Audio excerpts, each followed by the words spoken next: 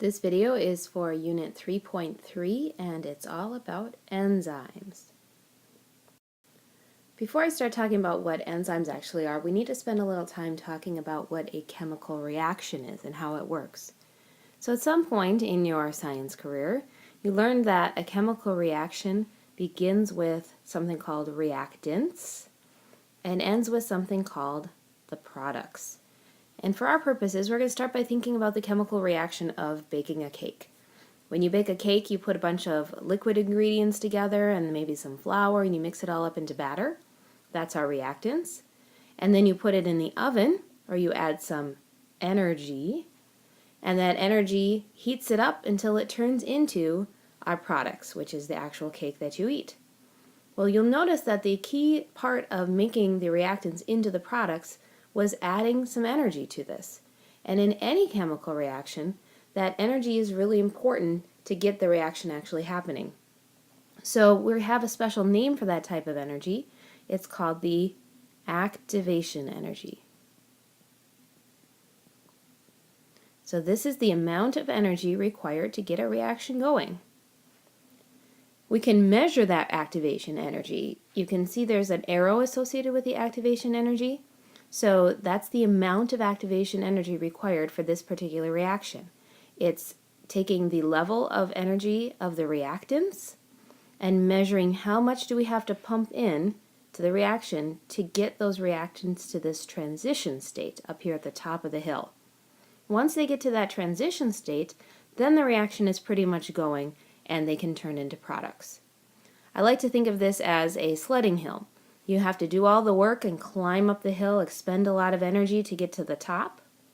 But once you're at the top and you hop on your sled, sliding down isn't so hard.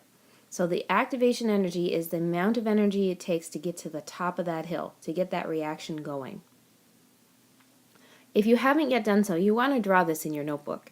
Make sure that you draw the reactants and the products and the hill between them, and then label the activation energy.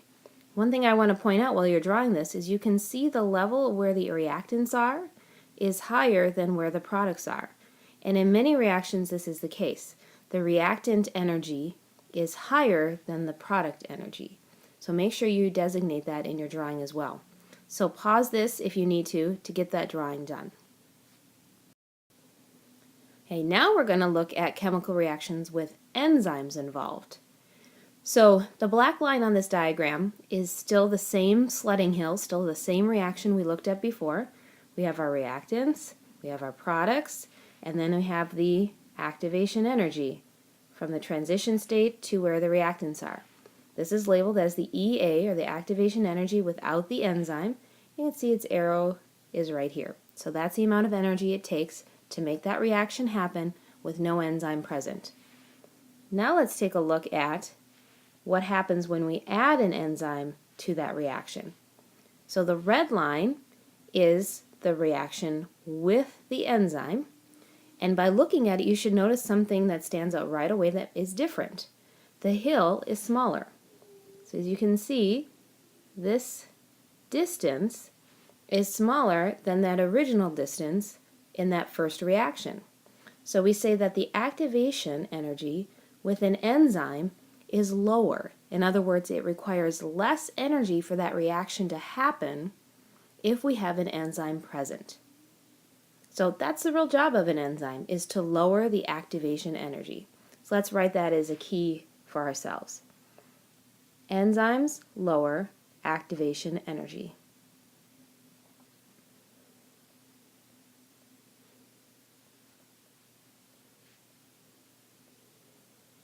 And remember, we can symbolize activation energy as E subscript A.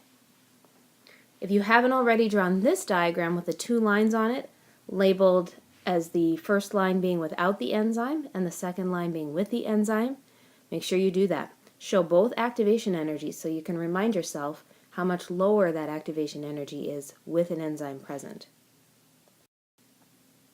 Okay, so the question is then, how do enzymes lower activation energy? Okay, so we're going to look a little bit closer. We're going to zoom in on some reactants that are having to interact with each other to create a product. So if you imagine you're in a cell, for example, and that cell has these two reactants just floating around, bumping around, randomly running into each other. Well, occasionally they'll actually encounter each other and some sort of chemical reaction will happen. But the odds that they're actually going to meet up in the right way, like puzzle pieces need to link together the right way, is pretty random. Okay, so the odds aren't very good. What an enzyme does is it creates an environment for those two reactants to actually come together more easily. So the enzyme is this purple thing. You'll remember this hopefully from 10th grade biology. Enzymes, I always think, are depicted, they look like little Pac-Mans or something. Okay, so there's the enzyme. Remember that enzymes are proteins. Talked about this already. And they are proteins with a specific shape. Their shape allows them to grab onto particular chemicals and help facilitate that reaction between those chemicals. Now that place where they actually grab onto those chemicals, so that open area, is called the active site. So this place that I've circled, you can see it better on this one here that's actually open and available. That is the active site. So the active site is where those chemicals, those reactants of our reaction, actually bind. So the active site binds the reactants. Now the reactants have a special name as well when we're talking about enzymes. So the reactants in the chemical reaction, when we're talking about an enzyme, are called the substrate. Okay, so the active site binds the substrate. Those are the chemicals that have to participate in a chemical reaction. All right, so let's take a look at what happens next. We've got the chemicals, the red and green blocks, in the enzyme, and what's going to happen? We need to follow the arrows. So as we go down, we can see that the enzyme is still holding on to those substrates, but some sort of chemical reaction has now changed or happened. So we've gotten over the hill, the chemical reaction has happened, and so the enzyme releases the products. Okay, these are the products of the chemical reaction. So the enzyme has helped these two reactants go through their chemical reaction more easily by lowering that activation energy. And then finally, when we get to the next step here, you can see that again our active site is open, so it can bond some more reactants and start the process all over again. So in that way, enzymes are reusable. They can be reused over and over and over again, which is pretty cool for the body, so that they don't have to continually make these proteins, can be used over and over again. All right, a couple more things about enzymes that's important before we move on to the next slide that I want to make sure that you realize. Number one, enzymes are specific to their substrates. So I'm going to list these for you here so we don't lose track of the important details here. So number one, enzymes are substrate specific.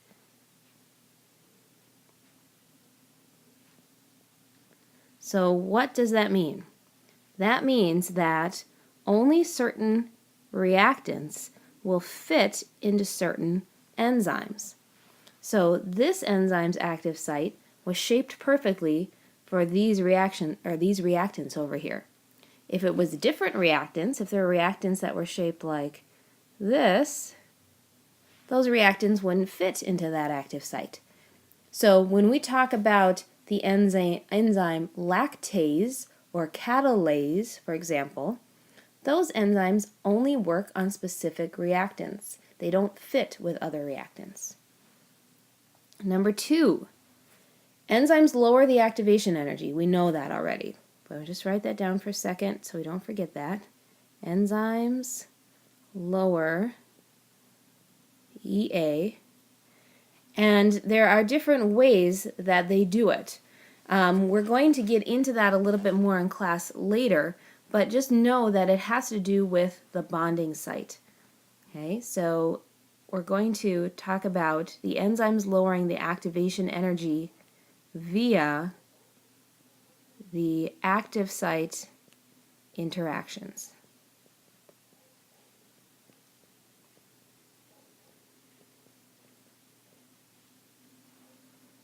Okay, so the things that happen in the active site, the reactions between the enzyme and those reactants, is what actually lowers the activation energy. As I said, we'll look more closely at those later on.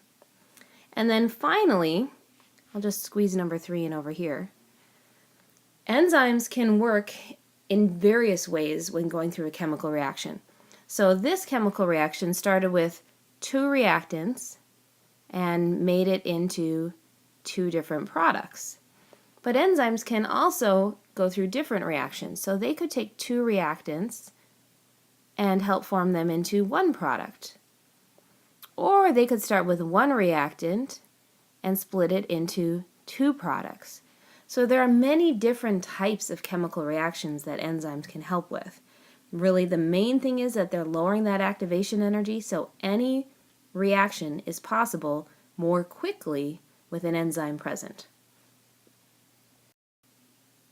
Okay, the last thing I want to talk about is kind of number 4 from the last slide, and that is that enzymes are specific to their environments. So let's just add that as number 4.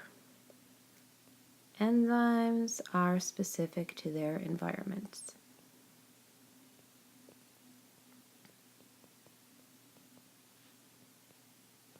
In other words, if you change the consistency of their environment, their function will change as well. So let's take a look at some examples of what I mean there. So these graphs are going to show conditions for various enzymes. And look at the top graph first. The first line, the black one, is showing the optimal temperature for the typical human enzyme. And notice the temperature here is in degrees Celsius. As we go up, the reaction is happening better or more or faster. So right here at this point is where the most enzymes in the human body work best. And it just so happens that that temperature is right around body temperature. That makes sense. If our temperature gets too high or too low, our enzymes don't work as well. Look what happens here. If we get up a little bit higher in temperature, the rate at which that enzyme can function is much lower. If our body temperature gets pretty low, same thing. The rate at which the enzyme can function is low. That's why one of the reasons why it's bad for you to get a really, really high fever, because your enzymes are going to shut down. Same thing with why it's bad to get hypothermia. Your enzymes are shutting down. They work best in body temperature. That makes sense. If you look at the red line, this is a graph for thermophilic or heat-tolerant bacteria. So these are bacteria that are found like in deep ocean vents where it's really, really hot. And as you would suspect, their optimum temperature for enzyme action is much higher than ours. They're up here close to 80 degrees Celsius. So depending on the organism, the enzymes are going to function better in different environments. Temperature is not the only thing that can affect enzyme function. The bottom graph is showing pH. The pH levels down here at the bottom, if you remember right, the lower ones are acids and the higher ones are bases or basic. So if we look at enzymes in our body but in different locations, they prefer different pH levels. This enzyme is for pepsin, which is in the stomach, which does best at a very acidic pH. This enzyme over here is for trypsin, which is in the intestines, which prefers a more basic environment. So even within our body, there are different enzymes that work better in different environments. So enzymes are very specialized as to how they work and where they work the best, depending again on their environment. Typically, if an enzyme gets too acidic, so down here on this end of the scale, it's going to denature. We talked about what denaturation is in class. If it gets too high on this end of the scale, it could also denature if it's too basic. If it gets too high in temperature, it's going to, excuse me, it's going to denature. So remember, denaturing is the bonds are falling apart. So if it gets too hot, it's shaking, it's vibrating too much. And so if it's shaking, those bonds are breaking apart. If it's in a really strong base or a really strong acid, the bonds are also breaking apart. If it gets too cold, so the extreme end of this graph, the problem isn't that the bonds start to break. The problem is that the molecules are moving so slowly that it's less likely for that enzyme and its substrate to actually run into each other so the reaction can happen. So the reason that I spend so much time on this slide is because this relates directly to your investigation you did with the enzyme catalase. The enzyme in the liver was exposed to different variables, such as more acidic, or more basic, more hot, or more cold, more or less concentration of enzyme. So you want to think about, for each of those variables, how did they affect the reaction of that enzyme and that substrate coming together? Why did the rates get faster or slower depending on what the variable was? What was actually going on with the enzyme that caused that speed to change? Okay, this is it for this video. Don't forget to watch or check out the summary questions as well as the final lab that goes with this video, because all of these are going to be tied together.